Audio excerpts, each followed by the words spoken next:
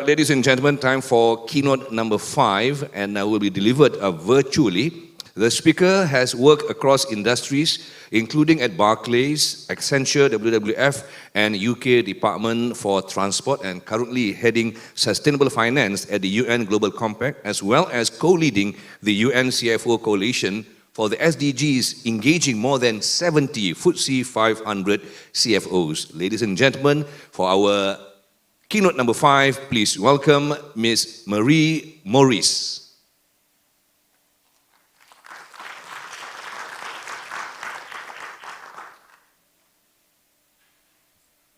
Hi everyone, great to be here. I hope you can hear me okay.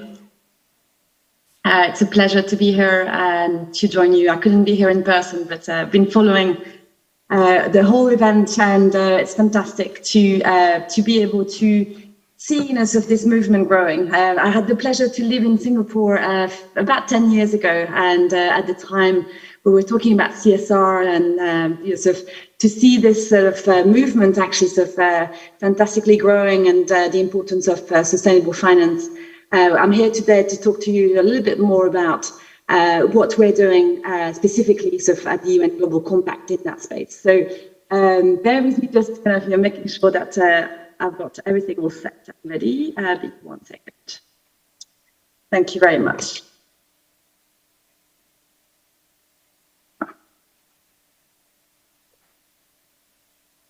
So I'm going to cover in the next 15 minutes a little bit about sustainable finance landscape. So I think just to link it to what we've heard today so far, the importance of sort of companies coming up and showcasing their work. That's really what we are sort of looking at doing here at the Global Compact. So we work closely with our colleagues, Faroes and others in Malaysia, but other sort of local networks as well across the globe.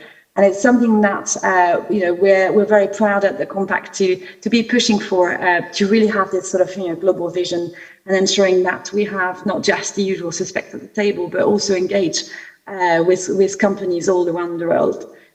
The sustainable finance landscape, it's really important. It's growing in the sense that when we talk about sustainable finance, we often sort of kind of think about the breadth of it, the width and the scale.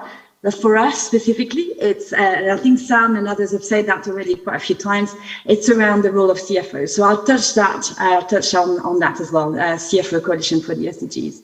And then we'll get into our actual sort of results in terms of how do we capture the impact that CFOs are having. So this is what I'm going to be covering in the next 15 minutes. So the landscape. So what sort of we've seen over the last sort of few years, and we really believe that that's just about to kind of grow even further. We believe that CFOs are the stewards of corporate finance. So when we think about the SDGs and ESGs and the financing gap that we're facing, which has been sort of average at around $4.3 trillion, this is the gap sort of to actually achieve the SDGs in 2030. So we're now halfway through, 8 years in, and we're looking at how we're going to be able to achieve the SDGs. And of course, recognizing that although we might not sort of be able to deliver on the 167 KPIs and the 17 SDGs, all of them, but certainly for us, sort of being able to push and shift capital is going to be super important. So that's why because of having this sort of distinction between what's actually happening on the market, but also what role CFOs actually can play. So when we talk about sustainable finance, I think often the understanding is around investors, the role that they can play, banks, the role that they can play. We also believe at the UN Global Compact that CFOs, especially in large corporates, but not just, have a key role to play. So if we look at some of those numbers, 4.3 trillion is the actual sort of estimated financing gap, so to achieve the SDGs. The market for sustainable financing and investment has been estimated at around $31 trillion.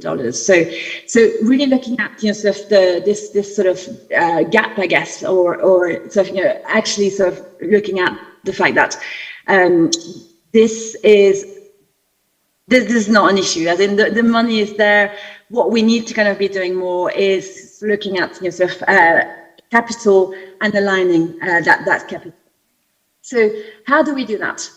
We're looking at, sort of engaging with CEOs, CFOs. I'm sorry. The reason why I'm a little bit, I'm not actually. So I was reading my notes, and I'm going to switch actually to just not reading. So there you go. That'll be much more comfortable. So I apologize for that.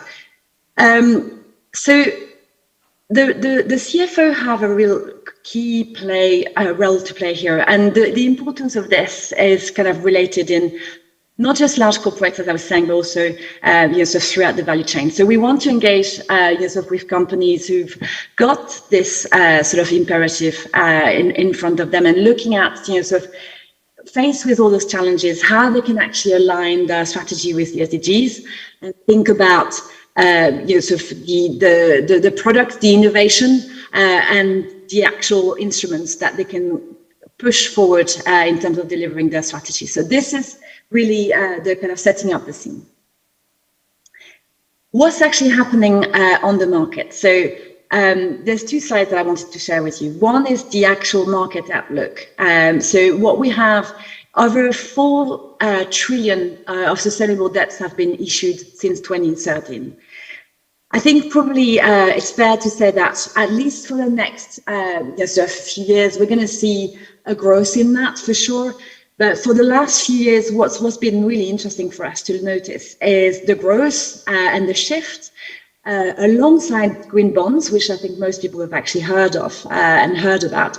There's also been this new issuance of sort of very innovative instruments that we're kind of at the Compact sort of promoting, what we call our sustainability-linked loan and sustainability-linked bonds. So I'll come back to that in a minute, but it's really important to make the distinction between the two, and that's something that I wasn't aware of when I first started working on this a few years ago. The difference between a green bond and an actual sustainability-linked bond, and also, of course, we need both, but green bonds tend to be specifically focusing on one project, and sometimes there's been kind of conversations around greenwashing in particular, because companies can actually issue sort of a green bond on one project, but carry on with their business as usual for the rest of their operations. The difference is that a sustainability-linked bond is really looking at the overarching strategy of the company and how you actually sort of link the companies, and I think we've said that on the previous panel, the sustainability, the business strategy with the SDG target, the SDG KPIs, but also the actual instruments behind. So that's really the difference. On one hand, we're able to promote a particular project, and that could be let's just say a hydropower or hydro energy project, and kind of focus capital towards that project. On the other, it's the whole company as a business that's actually committing towards that targets and KPIs. So we definitely sort of seen this growth over the last sort of couple of years, and so we're obviously here to kind of continue promoting this as well.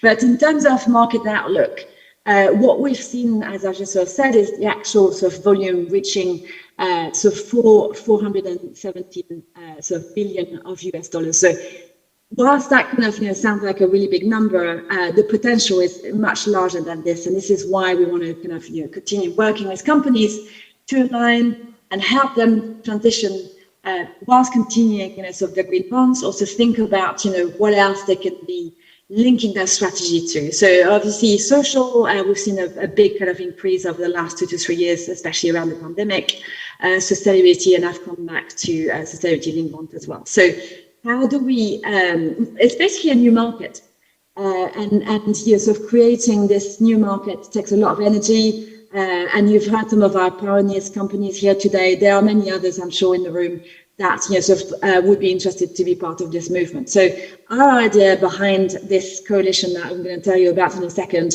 is to capture sort of this movement and really create an appetite both on the CFO side and on the investor side, and other kind of key players like credit rating agencies. We've heard Morice sort of talking about this, to create this market long term, and ultimately sort of provide a shift towards the SDG financing and capital as well. So tell you more about this CFO coalition, which I've been sort of talking about a little bit already. It was set up in 2019 with myself, a few other people. You'll sort of meet, I've got two people on my team today in the room. So Nicolo Ciucci and Jonathan Kundi. He's actually sort of, they've been sort of, preparing this event, and I wanted to thank them as well for the time they spent doing this, but we'll come back to that. What is the CFO Coalition? It's a group of companies, ultimately, leading companies in this space that might already been sort of issuing sustainability-linked bonds or speaking about it, but ultimately who've got this drive in terms of aligning the business strategy with the SDG. So that's really what we're capturing here. So far, we've got about 70 companies. I'll come back to that in a second. Our goals for the next over the next few years are to grow this core group of companies to 100 or maybe more.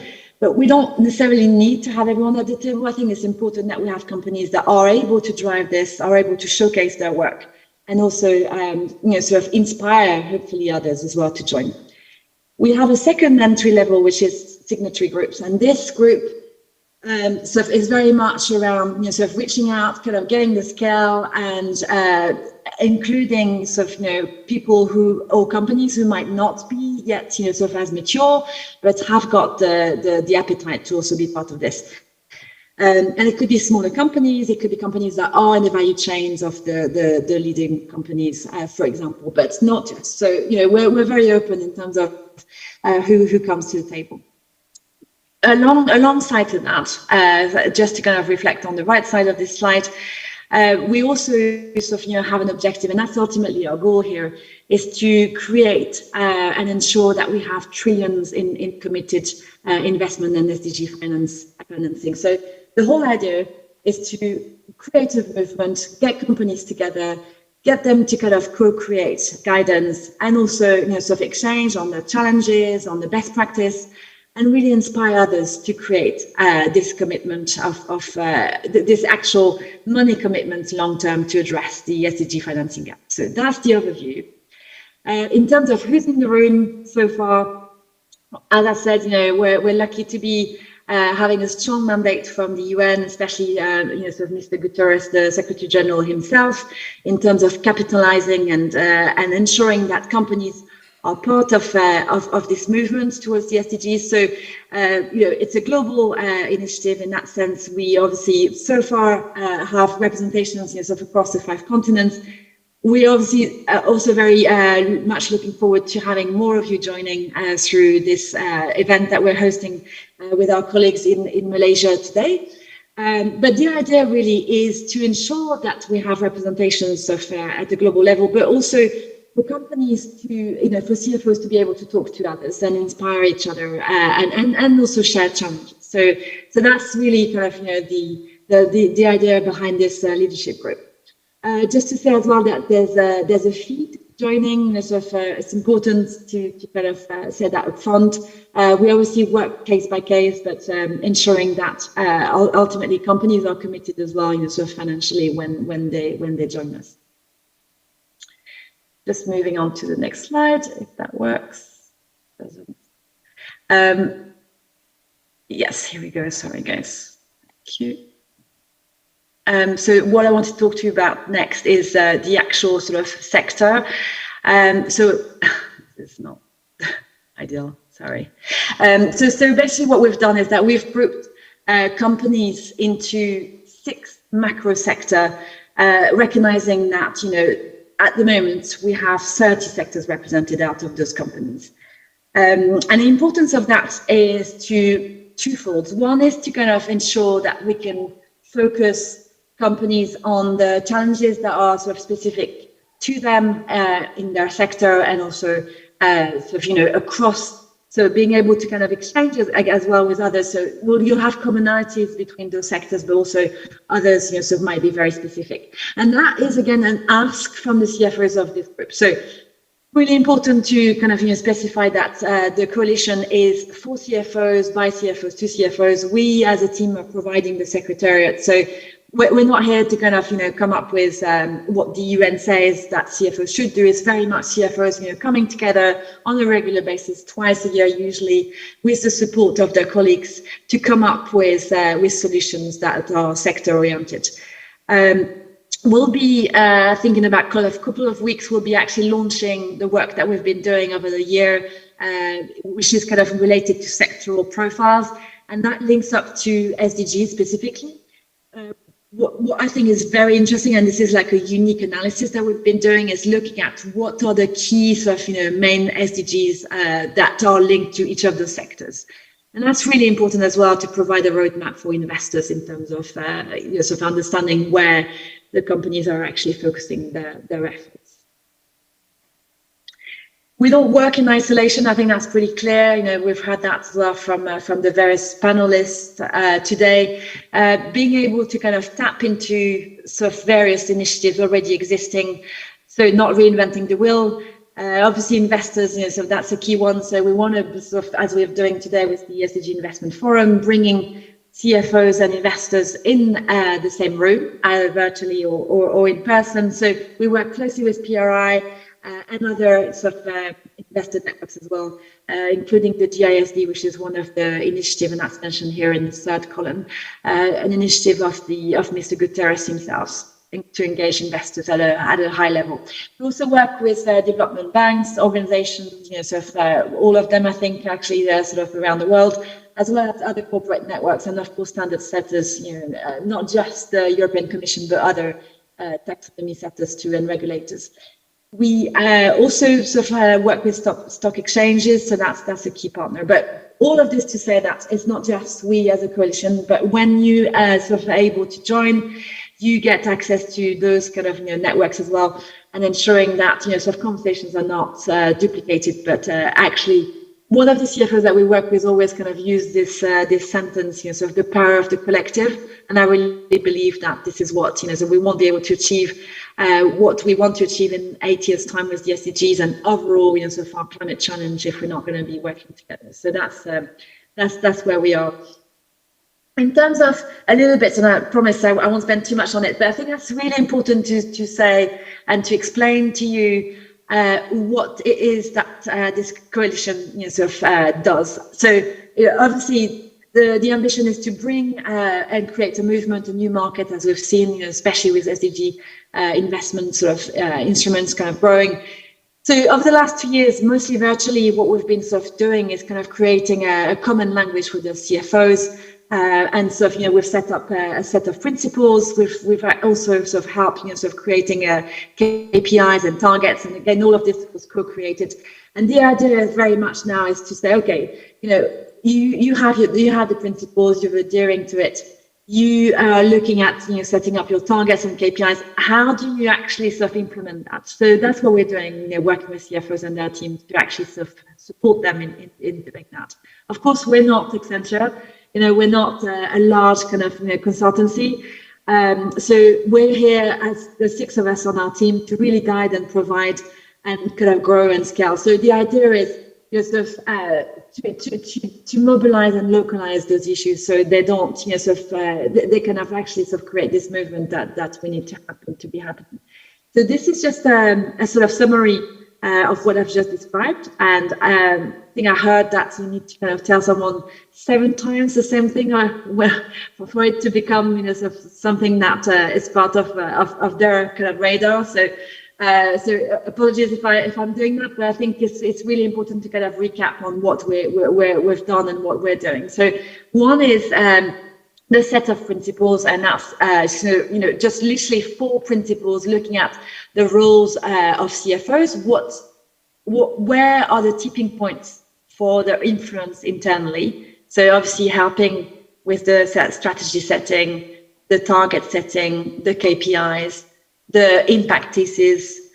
How do you translate that into then raising capital to achieve that target, and then reporting back to the investors and communicating about it? So that's the set of principles in a nutshell. So that's everything that I'm describing is available on our website, by the way. We've then sort of developed this companion guidance around sort of principles, KPIs, definitions, and targets setting. So that's also sort of the kind of next steps, if you like. And then on a yearly basis, and I'll come back to that in a minute, we're able to actually track and monitor what companies are doing, not individually, because so some of that information is confidential, but we aggregate results out of the 50 or 70 companies that we work with. And this year we've had an 80% response rate. So we're really pleased to see that, sort of year on year, this sort of, sort of impact tracking is actually sort of happening. But that's the set of principles. I'm not going to repeat, although I think probably should, but just to kind of give you a feel for what's in there. And it's looking at, as I said, sort of measurement, strategy, SDG finance, and then reporting back to investors. But do have a look. If you have the time after this meeting, I think it's great. It's pretty straightforward, and it was designed and developed by CFOs themselves. So hopefully that speaks to your language as well. This is another way to kind of saying what I've just sort of described, which is the cycle internally and the different steps. So it's recognizing that for a CFO, when we sat down with CFOs sort of 3 years ago when we created this coalition, a lot of them were saying that they spend up to 30 or 40% of their time just on reporting. And I know I can't see people nodding, but I'm sure you'd probably relate to that. And that's also sort of growing. So whilst recognizing that this is an important part of the role of CFOs, it's also sort of really relevant to as stewards, sort of this drive and this strategy, sort of looking at the various points where influence points where CFOs can come in. So that obviously includes sort of as I've said, the various sort of steps, but the measurements, the corporate sort of governance, the integrated finance, and so on. So what you have is this cycle, and also the other thing to add is that as part of this coalition, when we get CFOs to join, we actually ask them to appoint colleagues to support us and support them, of course. So it could be, head of strategy or head of corporate finance or head of investor relations or head of communications. And all those people start working together, sometimes for the first time. So what we've actually, so one of the key benefits of this group has been for CFOs to have a key role to play, but also for colleagues internally to be communicating around one sort of particular topic. So it's creating that internal umbrella for better internal integration. And I think that's my final slide. It is.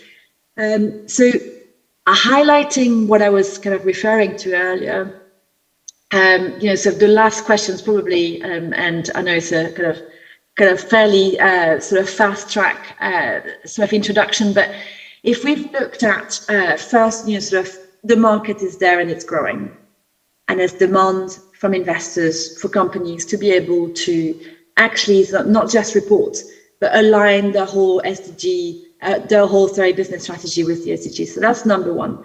Number two is, so the compact, the UN Global Compact is providing this platform for companies to join, whether they are at large, sort of corporate or smaller ones. Number three is, sort of, we've got a set of principles and guidance that's available for you to look at, but also that's just not where we stop. We're actually looking at the implementation of those principles, the targets, and we're able to track and monitor what companies and how they're actually sort of doing against that. And so this is sort of, the final one in terms of, you might wonder, what is this group actually doing? How, it's great to get together. There's many networks of CFOs. What is the unique selling point in here? And for us, it's able to be positioning ourselves in tracking, as I said, and kind of being able to monitor and report back on the impacts of that group. So this year, in fact, it's usually an exercise that we ask companies that are part of the coalition to run over the summer, and we've just got our final results. But what's really fascinating, I find, is first of all the fact that sort of out of the about 40 companies I think that have taken part, so 80% of the broader group, collectively, they've reported 465 targets. So that's huge. Some of them, most of them have been verified. And, it's really kind of important for us to be able to sort of say that those targets exist, they're there, and they are operationalized at a company level.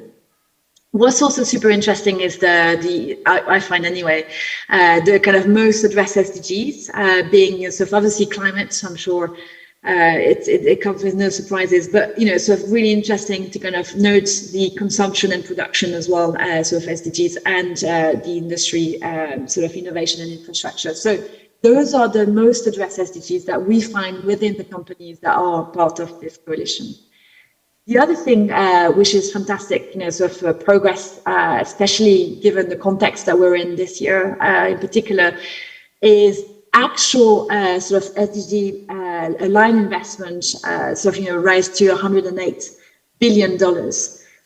And that's really much sort of showing that we're on track with the targets that we issued a year ago, which was this commitment globally as well from that group to reach $500 billion by 2020. So that means that we're on track and actual. So there's obviously a difference between the commitment as in target versus actual numbers, and so so we're very encouraged by that and the projection as well that we've seen.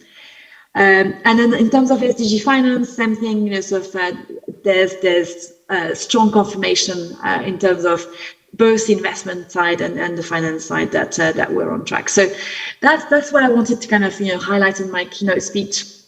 Thank you very much for listening, for taking the time to be here today. I'm sorry for the kind of a bit of a crazy start, but I think what really matters for us is to have those conversations, sort of face to face. So as I mentioned, sort of Nicolo and Donald are there. I also wanted to sort of thank Farouz and his team. I know they've worked relentlessly to make this happen, and I know the current climate in Malaysia is, sort of politically is also sort of changing. So good to know that people are still in the room and were able to join and listen. But yeah, the key kind of takeaway points, if there's like one or two things for you to remember from today, is one, the money is there. We need to kind of find ways to actually sort of channel that money in a different sort of way that it has been in the past. So how do we do that? We believe that instruments such as SDG linked bonds, for example, are kind of key because they link the overall sort of business strategy of companies to actual targets and KPIs. So that's number one. And then number two, in terms of key points, is the ability for companies to work collectively, and that sort of power of the collective is something that we're very welcome, and we're looking forward to welcoming you at the table. So thanks very much for your time. Thank you, ladies and gentlemen. A round of applause for Ms. Morice. Thank you so much for her time today with that keynote speech.